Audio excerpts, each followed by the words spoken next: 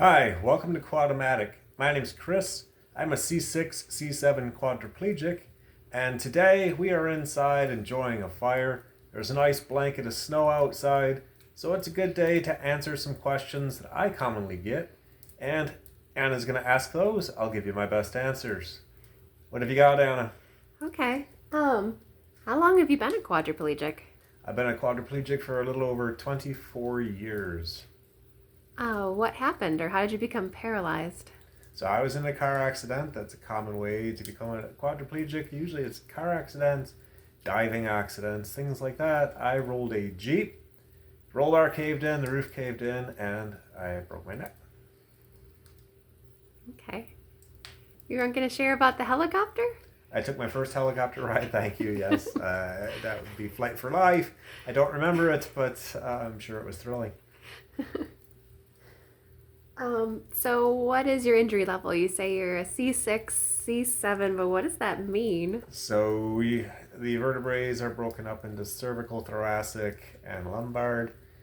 Cervical is in your neck. There's 7 vertebrae, 8 nerves. So that means I broke my 6th vertebrae in my neck and my 7th. So it gets a little complicated in there, but that's what that means more or less. So quadriplegic, there's like misconceptions like neck down or waist down. How does your paralysis affect you? So my paralysis quadriplegic means limited mobility in all 4 limbs, which means I have limited tricep movement. That's in the back of your arm here, which means I can raise my hand over my head, but I can't keep it there very long. It also means I have limited hand movement. So if you see here, my finger movement, that's all I've got. And we'll talk about tenodesis in other videos, how I grip things, how I do things like that. I have no trunk support muscles, so no stomach muscles that can support me.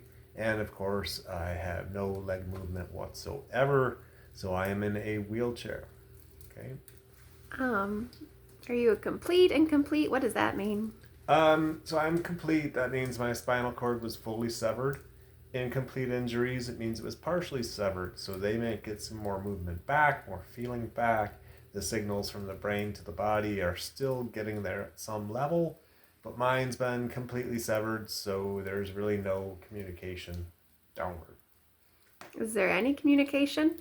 Like, you can Uh, tell me that you're hungry and stuff, or... okay, so yeah, I have the basic things, I know my heart's beating, I'm breathing, I can hold my breath, I get hungry, I get thirsty.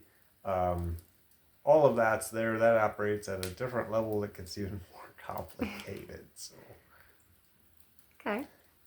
what have you got next? Um, why did you want to do a YouTube channel?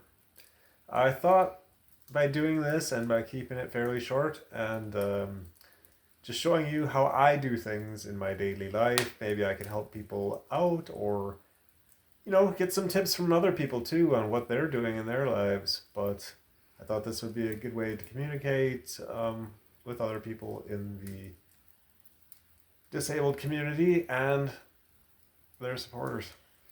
All right. If people wanted to ask you some more questions, how can they do that? They could probably email me would be the best, and I'd be happy to answer any questions as honestly as I can. So, I guess if you like this video, subscribe, and goodbye for now.